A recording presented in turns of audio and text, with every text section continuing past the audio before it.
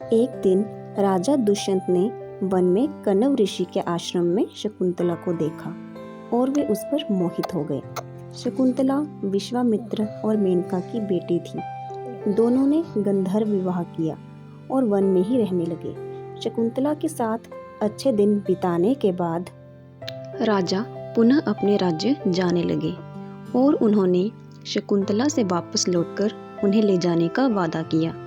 वे अपनी निशानी के रूप में अंगूठी देकर चले गए। एक दिन शकुंतला के आश्रम में ऋषि दुर्वासा आए।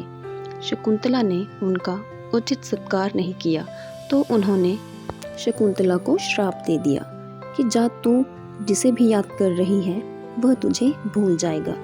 गर्भवती शकुंतला ने ऋषि से अपने किए के लिए माफ़ी मांगी। ऋषि का दिल पिघल गया। उन्होंने कहा कि कोई निशानी तुम उसे बताओगी तो उसे सब याद आ जाएगा। शकुंतला राजा से मिलने के लिए निकल गई। रास्ते में वह अंगूठी एक तालाब में गिर गई जिसे मछली ने निगल लिया। शकुंतला राजभवन पहुंची लेकिन राजा दुष्यंत ने उन्हें पहचानने से इनकार कर दिया। राजा दुष्यंत द्वारा शकुंतला के अपमान के कारण आकाश में बिजली चमकी और शकुंतला की मां मेनका उन्हें ले गई। उधर वो मछली एक मछुआरे के जाल में आ गई जिसके पेट से वो अंगूठी निकली। मछुआरे ने उस अंगूठी को कीमती समझकर राजा दुष्यंत को भेंट दे दिया।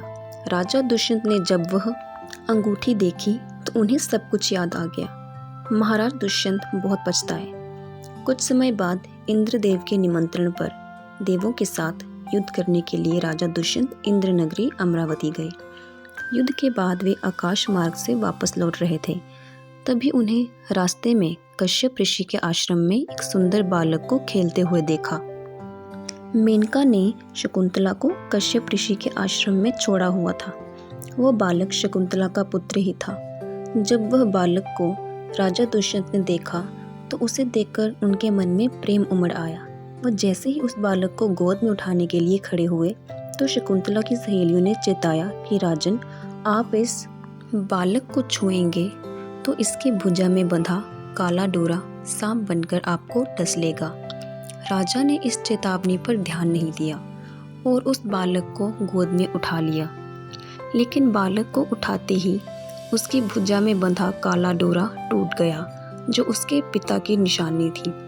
शकुंतला की सहेली ने सारी बात शकुंतला को बताई तो वो दौड़ती हुई राजा दुष्यंत के पास आई।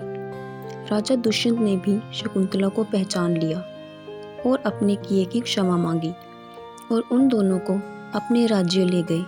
महाराज दुष्यंत और शकुंतला ने उस बालक का नाम भरत रखा जो आगे चलकर एक महान प्रतापी सम्राट बना। तो दोस्तों, ये थी हमारी आज की कहानी। उम्मीद करती हूँ आपको ये ज़रूर पसंद आई होगी।